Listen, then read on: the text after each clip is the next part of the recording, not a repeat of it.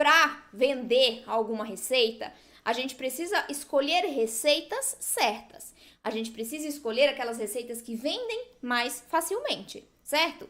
Ah, eu não vou, eu quero fazer pão francês, mas eu nunca fiz, né? Vamos supor. Você quer fazer pão francês, nunca fez, mas quer colocar no seu cardápio. Olha só, o que é o ideal? O ideal é que você escolha um cardápio menor, escolha receitas que você consiga executar mais rapidamente, que você tenha uma linha de produção eficiente durante o seu dia, tá? Receitas mais simples, receitas que você consegue fazer em menos etapas. Ah, mas o pão sem glúten tem mais etapas. Tem, mas você não precisa fazer todas. Como assim? Um exemplo. As receitas do meu curso de pães e bolos, né, as receitas aqui do canal, a maioria delas pelo menos, de pães, levam fermentação dupla, tá? Que aí você tem que ter um tempo maior para executar essa receita. Mas você não precisa fazer a fermentação dupla para os seus pães que vão ser vendidos. Ah, mas ele vai ficar perfeito? Ele vai ficar perfeito se você fizer do jeito certo com a receita correta.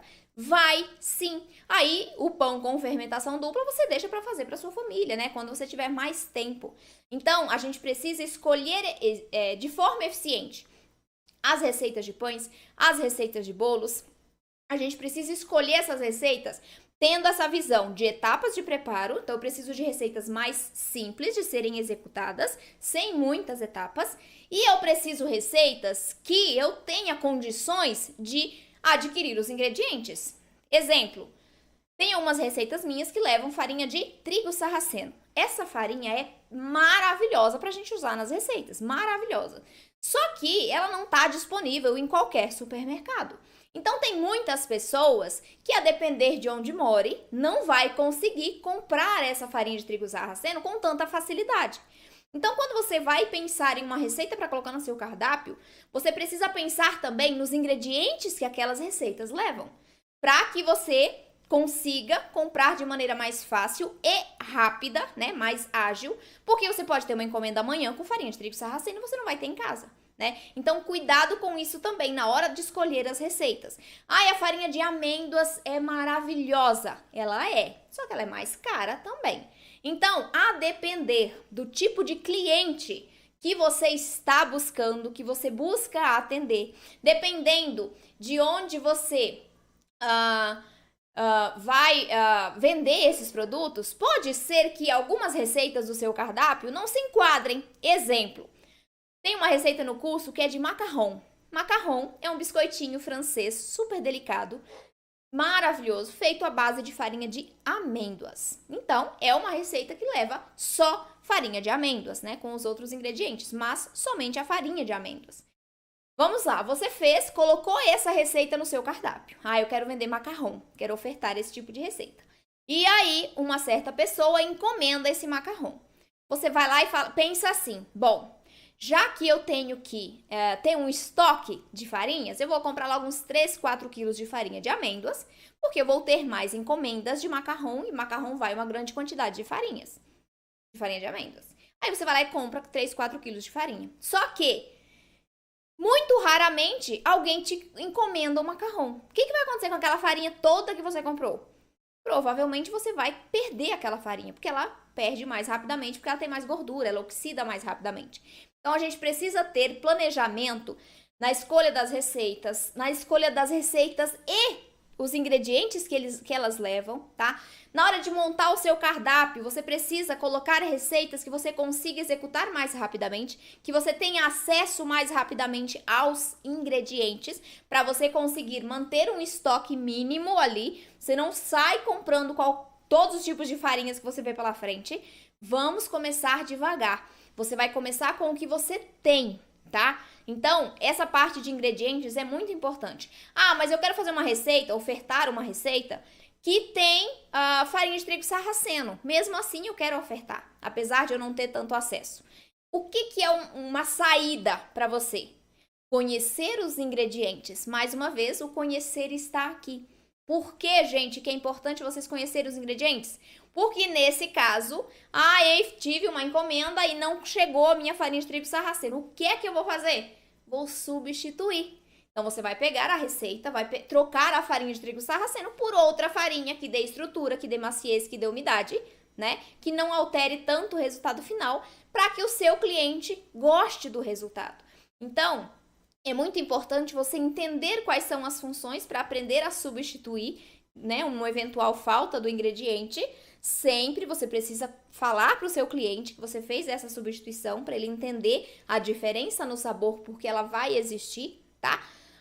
Uma receita só não vai resolver a sua vida. Você não vai colocar, eu quero fazer pão de forma de diferentes sabores, né? Eu preciso de uma receita só de pão de forma? Não.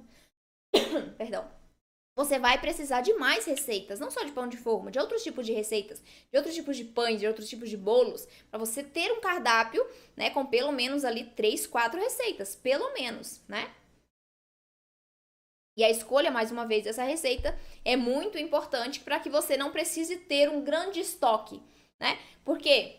Porque primeiro as farinhas podem vencer rapidamente.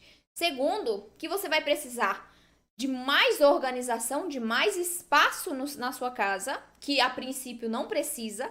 Eu não tenho nem espaço na minha cozinha. Como é que eu vou fazer para guardar os ingredientes? Você vai pegar uma caixinha, uma caixa organizadora, separa os ingredientes que você vai usar para produzir os seus preparos e coloca ali num cantinho do armário, porque é importante você separar ingredientes para as vendas dos seus produtos e ingredientes da família, tá? Senão você não vê o dinheiro.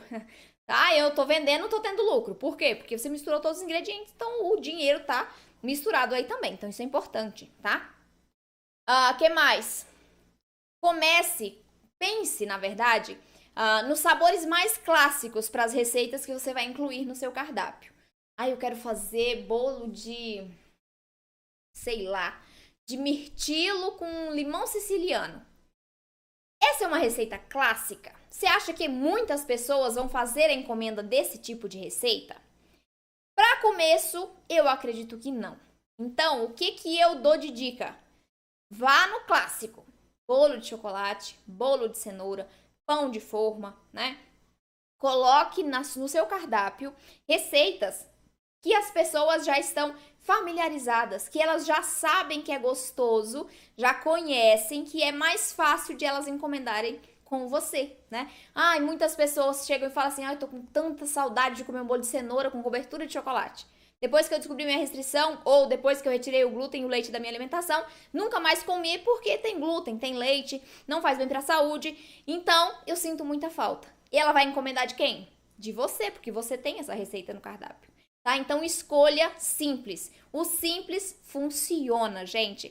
Não precisa colocar 20 tipos de receitas no seu cardápio. Primeiro, por causa de estoque, né? Você não vai poder comprar 10 tipos de farinhas, porque elas vão vencer. O pedido de determinado tipo de receita nem sempre ele é frequente. Então, o ideal é você enxugar o seu cardápio e definir. Você define os sabores, não é o seu cliente, tá? Eu já vi muitos cardápios assim. Você monta o seu bolo, para bolo recheado, no caso, né? Que você pode ofertar também. Você escolhe a massa, escolhe o recheio, escolhe a cobertura, a decoração. Eu não recomendo que você faça assim. Eu recomendo que você monte a opção e oferte para o seu cliente. Olha, nós temos 4 sabores de bolo. São esses aqui. Por quê? Porque tem muito cliente que não tem noção muito de combinação de sabor, por exemplo. E às vezes, um recheio não combina com o outro, ele quer, você faz e ele não gosta. E aí ele vai dizer que o seu bolo é ruim. Então, é importante você já definir para o cliente o que ele pode pedir. 4 tipos de bolos recheados. Prestígio, abacaxi com coco, o que mais? Ninho com Nutella, se você trabalhar com leite, né? Se você não trabalhar, a gente tem outras opções, muitas outras opções.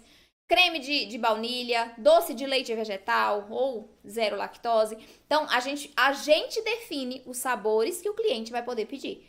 Os tipos de pães que o cliente vai poder pedir, tá? Depois, mais pra frente, você amplia esse cardápio, mas mantém a decisão do que o cliente pede na sua mão. Você vai definir mesmo com um cardápio maior. Mas, a princípio, o ideal é que você realmente comece com um cardápio pequeno para você ter mais controle sobre os seus preparos, sobre as suas produções, tá bom?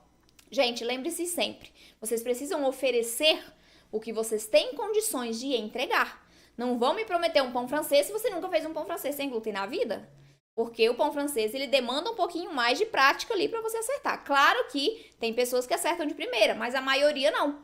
Então, se você nunca fez, e isso é importante, teste as receitas antes de entregar para o cliente, tá? Então, na hora de definir o seu cardápio, você vai pegar as X receitas que você pensou em colocar no seu cardápio e vai fazer em casa.